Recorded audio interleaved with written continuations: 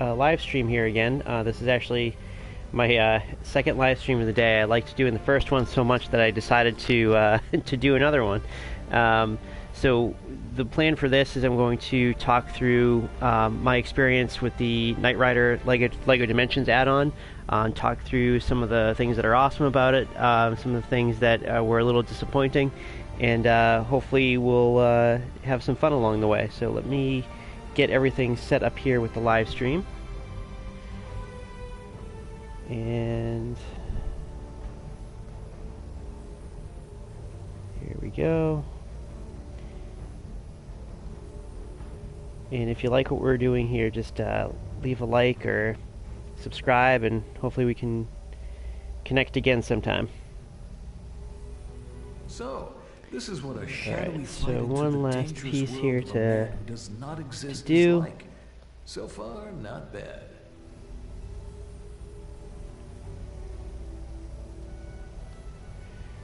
Alright, and connecting to StumbleUpon.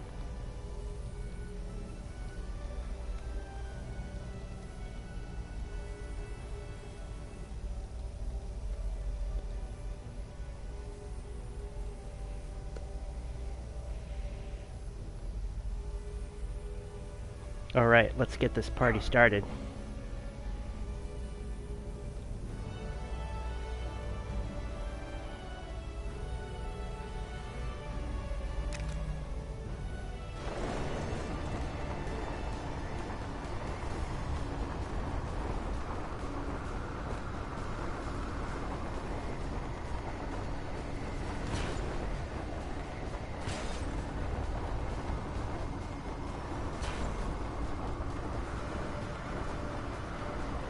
So if you're a big fan of 80s nostalgia, LEGO Dimensions is definitely the game for you. From everything from the Ghostbusters add-on to the Back to the Future add-on, everything's just super cool, and having loved all this stuff as a kid, it's like going back in time. Alright, so let's see if we can find Kit over here. It's right here. So one of the things that you'll notice when you play this is that the voice of Michael Knight is not David Hasselhoff. It sounds like they got another voice actor to play the part of Michael Knight. Interestingly enough, the voice of Kit does sound like it's the original voice actor, and I forget what his real name is in real life, but I know he played Mr. Feeney in Boy Meets World. So that sound, it either sounds exactly like him, it either is him, or they hired somebody who sounds exactly like him, because it sounds really great.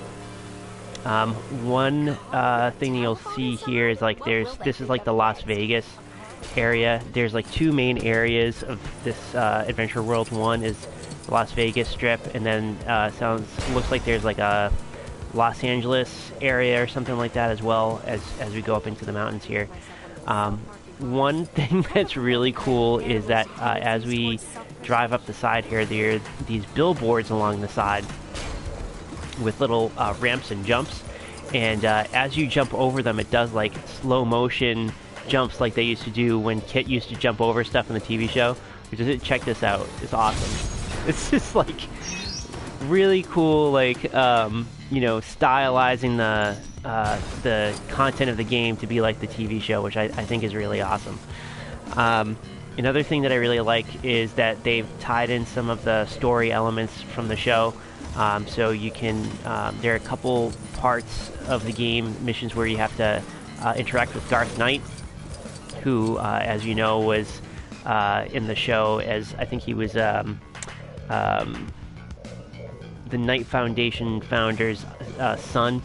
And there are a couple episodes featuring both Garth and his semi-truck called Goliath. So check those out if you haven't seen them, they're pretty awesome.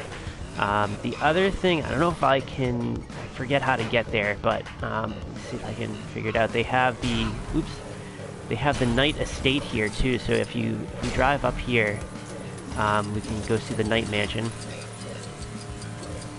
think it's this way.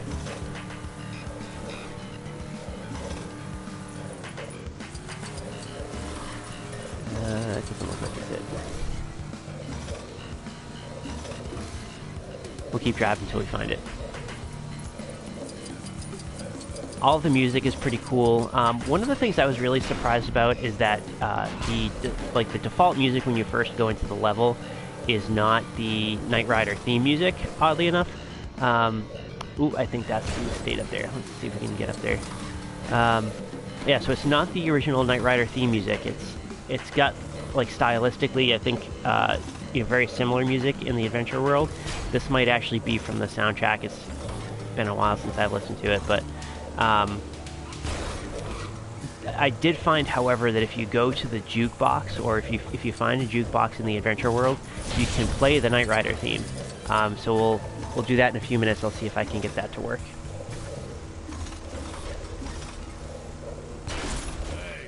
Alright, so I haven't completed this level yet, so as you can see there's a whole bunch of bad guys up here. Pretty much Michael Knight's only power is the ability to fist fight, pretty much like in the show. You'll probably remember from a lot of those 80s shows that the hero characters very rarely ever used guns or anything like that, so Michael Knight fought with his hands mostly. Deal with that later. More of said goons are on their way. So that give them a warm welcome, would you? This voice that you're hearing is supposed to be Devin. Played a big part in not only the TV show, but when they did the remake of the, where they did the made-for-TV movie Knight Rider 2000. Pretty awesome stuff. Let's see if we can find a jukebox. Play the music. Drive down this way.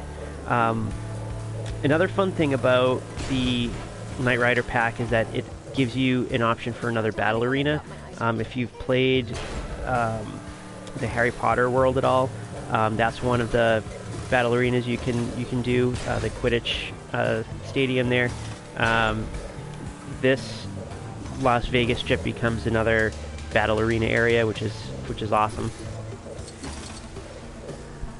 Alright, let's see if we can find that jukebox.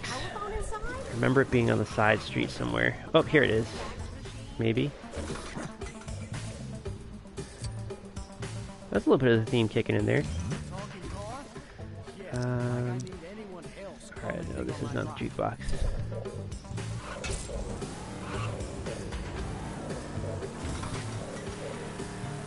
So I would say that was one of the disappointing things at first, is I thought that the original theme wasn't in the adventure world. It's just kind of hidden. It's not there by default. One other thing that just crossed my mind is that a lot of the areas to get into, like, the backs of the shops and stuff, you need to have one of the characters that can fit through vents. So that has to be either Gollum or Slimer from Ghostbusters, and I think there might be one or two others that you can do that with, but if you don't have those, you're not going to be able to get into a lot of the buildings. And I don't even actually have any of those characters, so I'm not sure what capability it gives you to go in there, but Ew, I am stuck.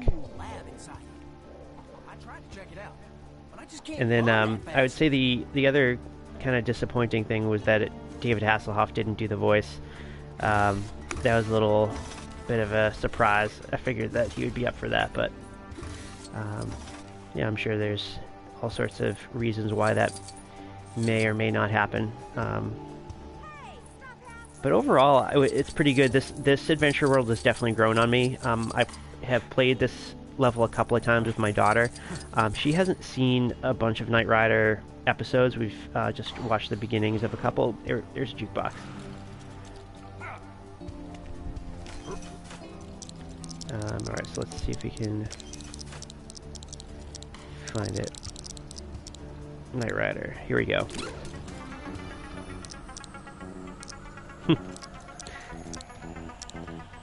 Yes. Awesome. I could listen to that all day. So, all in all, this level has really grown on me. There are a lot of subtle things about this adventure world that I didn't necessarily catch the first time through, the first couple of plays, actually. The fact that there's the Knight Mansion, I think, is awesome. The fact that that Devin is in it up there as well. That's pretty cool. I haven't done the single player, or not the single player, the story mode for Knight Rider yet.